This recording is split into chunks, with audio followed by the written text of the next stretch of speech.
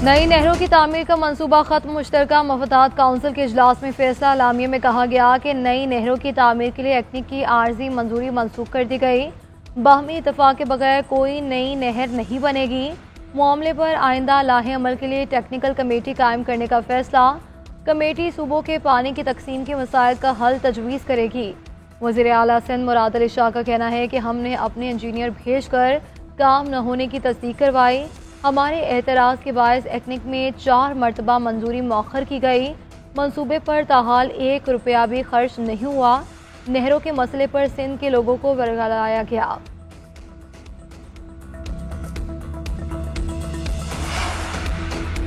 All Sindh lawyers action committee का CCI के फैसले का खैर मकदम। बब्बरलोई बाईपास के सिवा तमाम धरने खत्म करने का ऐलान। धरने के शुरका का जश्न, शानदार आतिशबाजी का मुजाहरा, सिंधी नगमों पर रक्स।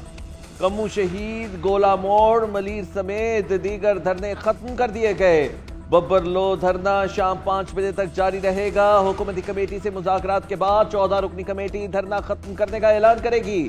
अदालतों का बाइकॉट कल से खत्म किया जाएगा। वुकला रहनुमाओं का कहना था मुतनाज़े कैनाल्स का मंसूबा खत्म कर दिया गया। यह वुकला और सिंध की आवाम की जिद्दोजहद का नतीजा है। खैबर पख्तूनख्वा को NSC अवार्ड मिलेगा। ज़मज़ला का हक भी दिया जाएगा। हर सूबे को इसके हिस्से का पानी भी मिलेगा। वज़ीर आला अली अमीन गंडापुर की मीडिया से गुफ्तगू। कहा कि जून में मुश्तरका मफादात का काउंसिल का इजलास दोबारा होगा। हमने अपने 3 मुतालिबात अगले इजलास के एजेंडे के लिए मंजूर करवा लिए। हम किसी को अपना हक खाने नहीं देंगे।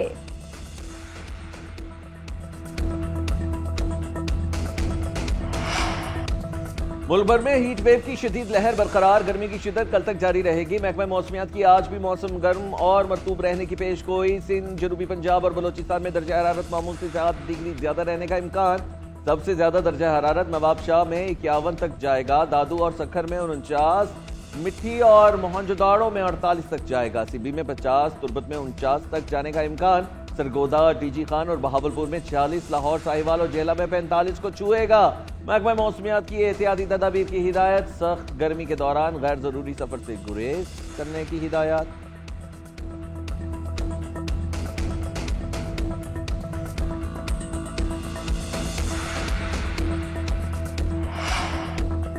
पाकिस्तान और भारत में जंग छिड़ने का खतरा मौजूद। दोनों मुमालिक की अफवाज सरहदों पर खड़ी हैं, लेकिन 2 या 3 दिन में जंग छिड़ने का बयान नहीं दिया। वज़ीर दिफा ख्वाजा आसिफ की वजाहत। बरतानवी खबर रसां इदारे ने रिपोर्ट किया था कि ख्वाजा आसिफ ने 2 से 3 रोज़ में पाक भारत जंग शुरू होने का कहा। वज़ीर दिफा का कहना है कि उन्होंने सवाल का जवाब देते हुए कहा था कि अगले 2 से 3 रोज़ अहम हैं। मेरे बयान का गलत मतलब लिया गया। अगर भारत ने कोई पेशकदमी की तो फिर भरपूर जवाब दिया जाएगा।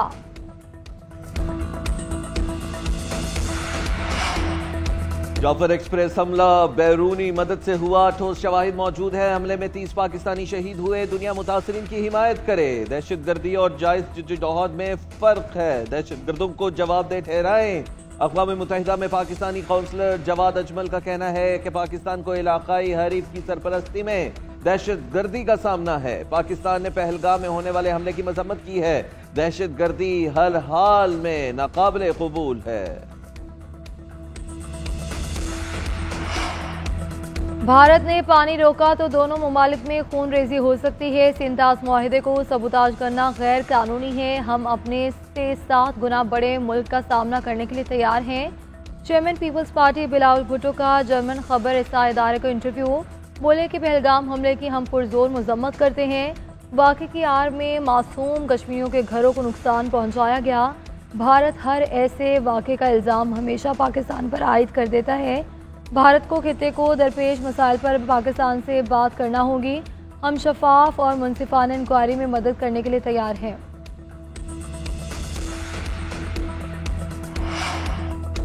भारतीय धमकियों के खिलाफ हुकूमत और अपोजिशन मुत्तहिद। ऐवान बाला में भारत को मिलकर मुंह तोड़ जवाब देने की अज़्म का इजहार। इरफान सदीकी बोले कि आलमी बरादरी ने भारत के मौक़िफ़ और झूठ का साथ नहीं दिया। पहलगाम फॉल्स फ्लैग ऑपरेशन के तमाम पहलू मशकूक हैं। PTI के सेनेटर अली जफर बोले कि भारत का सिंतास मुआहिदे पर हमला ऐलान जंग है। मोदी ने अगर पानी का एक कतरा भी रोका तो हम पूरी कुव्वत से जवाब देंगे। हुकूमत फौरी तौर पर ऑल पार्टीज कॉन्फ्रेंस बुलाए। फैसल वावडा ने कहा कि जंग नहीं चाहते, लेकिन अगर जंग थोपी गई तो हम सब अपनी फौज के पीछे होंगे। पाकिस्तान और भारत जिम्मेदाराना हल की तरफ जाए। मौजूदा सूरत हाल में भारत और पाकिस्तान के साथ राब्ते में हैं। तर्जुमान अमरीकी महकमा खारजा की बरतानवी खबर रिसां इदारे से गुफ्तगू। कहा कि अमरीका जिम्मेदारी की तरगीब देता है, पहलगाम में वाक़या पेश की मजम्मत करते हैं। तुर्क सदर का पाकिस्तान के लिए भरपूर हिमायत का इरादा। रजब तैयब एर्दोगान ने कहा कि उम्मीद है कि पाकिस्तान और भारत के दरमियान कशीदगी मज़ीद संगीन नहीं होगी। तुर्की दोनों ममालिक के दरमियान कशीदगी को जल्द अज जल्द कम करना चाहता है। नायब वज़ीर आज़म वज़ीर ख़ारजा इसहाक़ डार का कतर के वज़ीर आज़म और वज़ीर ख़ारजा के साथ टेलीफोनिक रब्ता। शेख अब्दुर्रहमान अल सानी ने इलाकाई अमन और इस्तेहकाम बरकरार रखने की ज़रूरत पर जोर दिया।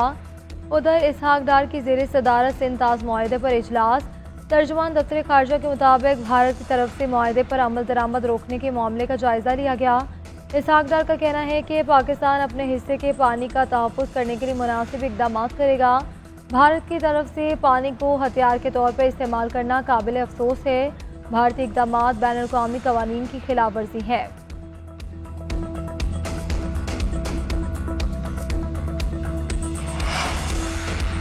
भारतीय जारहियत और पहलगाम वाक़या पर बेबुनियाद इल्ज़ामात के बाद शहरियों की वापसी का सिलसिला जारी। भारत से एक पाकिस्तानी सिफारतकार और अमले के 7 अरकान वापस पहुंचे। पाकिस्तानी सिफारतकार सुहेल क़मर और अमले के 4 अरकान गुज़िश्ता शाम लाहौर पहुंचे। इससे कबल सिफारत खाने के 3 अरकान और 26 अहले खाना भी वतन वापस पहुंचे थे। पाकिस्तान से हज फ्लाइट ऑपरेशन का आगाज। 428 आज़मीन को लेकर पहली परवाज इस्लामाबाद से मदीना रवाना। वफाकी वजीर बराए मजहबी अमूर सरदार मोहम्मद यूसुफ और सऊदी सफीर नवाफ बिन सईद ने हुज्जाज कराम को रुखसत किया। 4 परवाजों के जरिए आज 900 से ज्यादा आज़मीन हज मदीना मुनव्वरा पहुंचेंगे। तकरीब से खिताब में वफाकी वजीर बराए मजहबी अमूर सरदार यूसुफ ने कहा कि रोड टू मक्का प्रोजेक्ट के तहत 7 खुसूसी इमिग्रेशन काउंटर्स कायम किए गए हैं। आज़मीन को इस साल पहले से बेहतर सहूलियात फराहम की जाएंगी। हर हाजी को जदीद एप्लीकेशन वाला सिम कार्ड दिया जाएगा। हज ऑपरेशन 31 मई तक। कनाडा के अगले वज़ीर आज़म का ताज किसके सर सजेगा? वोटों की गिनती जारी। इब्तदाई नताइज में हुक्मरान लिबरल्स को हरीफ कंजर्वेटिव पर बढ़तरी हासिल। लिबरल पार्टी को 164 और कंजर्वेटिव पार्टी को 148 नशिस्तों पर बढ़तरी। कैनेडियन मीडिया के मुताबिक लिबरल पार्टी की हुकूमत बनने के इम्कानात रोशन। 343 के ऐवान में अक्सरियत हासिल करने के लिए किसी भी पार्टी को 172 नशिस्तें दरकार।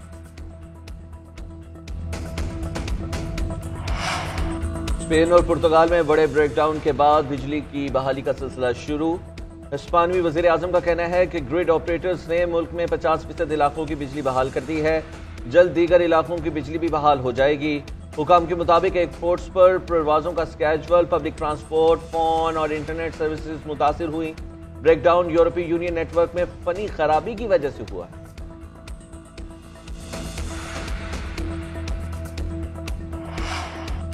पाकिस्तान सुपर लीग में आज मुल्तान सुल्तान्स और कोयटा ग्लैडिएटर्स में टकरा। दोनों टीमें रात 8 बजे मैदान में उतरेंगी। मुल्तान सुल्तान्स के लिए डू और डाई सूरत हाल। मुल्तान सुल्तान्स ने 6 में से 1 मैच जीता। पॉइंट्स टेबल पर आखिरी नंबर। कोयटा ग्लैडिएटर्स की 3 फतूहात के साथ तीसरी पोजीशन।